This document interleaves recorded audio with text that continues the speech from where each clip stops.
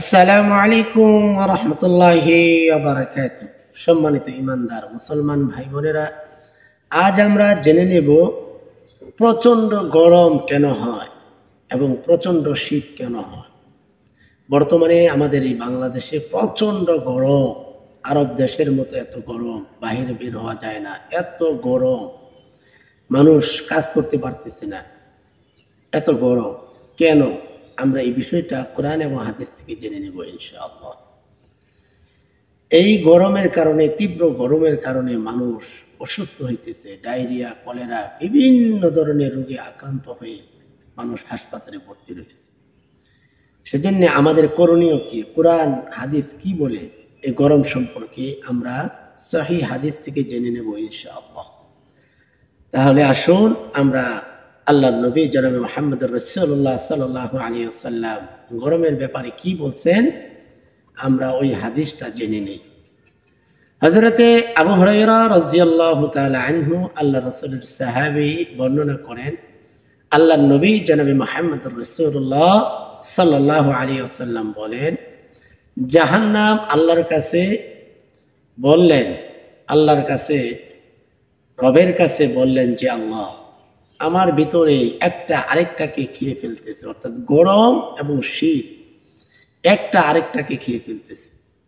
আল্লাহ পাক জাহান্নামকে অর্ডার দিলেন, অনুমতি দিলেন দুইটা শ্বাস ছাড়ার জন্য, ত্যাগ করার জন্য। সে মতে নবীজি আমাদেরকে জানালেন, সাহাবেদেরকে জানিয়ে দিলেন,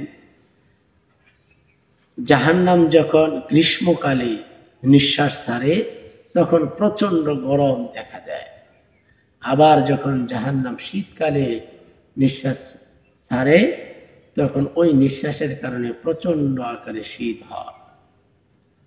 সেজন্য আল্লাহ রাসূল বলেন, যখন তোমরা গরম দেখতে পাও বা প্রচন্ড গরম দেখতে পাও, শীত দেখতে পাও, তখন তোমরা জাহান্নামকে স্মরণ করো, জাহান্নাম থেকে পানা চাও আল্লাহর কাছে।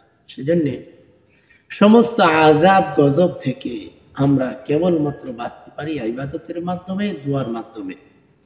সেজন্য সম্মানিত ভাইয়েরা, আসুন আমরা সবাই সমস্ত ধরনের খারাপি থেকে, বিপদ আপদ থেকে বাঁচার জন্য, মানুষ অসহ্য যন্ত্রণায় কষ্ট করতেছে, কাজ করতে পারতেছে না তীব্র গরমের কারণে, সবাই সবার জায়গা থেকে আমরা গুনাহকে ছেড়ে দিই। আসুন আমরা সবাই সবার জায়গা থেকে গুনাহ ছেড়ে দেই, আল্লাহর জন্য ইবাদত করি। আমাদের সবাইকে দুনিয়া থেকে বিদায় নিতে হবে। অন্ধকার কবর কারোর জন্য ফুল বাগান হয়, কারোর জন্য জাহান্নামের গর্ত হয়, আবার কারোর জন্য জান্নাতের টুকরা হয়, জান্নাতের বাগান হয়। আসুন আমাদের হায়াতের ভিতরে এমন ভালো কাজ করি যেন আমাদের কবরটা জান্নাতের বাগান হয়, আমরা যেন কোনো গুনাহ না করি, গুনাহ থেকে সবাই বেঁচে থাকি। তাহলেই রবের পক্ষ থেকে রহমতের বৃষ্টি আসবে, শান্তির বাতাস আসবে।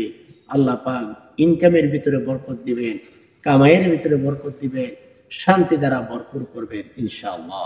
ইসলামের এই কথাগুলো ভালো লেগে থাকলে একটি লাইক করে দিবেন, কমেন্ট করে জানিয়ে দিবেন আপনি কি ধরনের কথা, কি ধরনের আমলের কথা জানতে চান। নতুন হলে সাবস্ক্রাইব করে পাশেই থাকবেন। অন্য ভাইয়ের কাছে এই ভিডিওটি পৌঁছানোর জন্য শেয়ার করে দিবেন। আসসালামু আলাইকুম ওয়া রাহমাতুল্লাহি ওয়া বারাকাতুহু।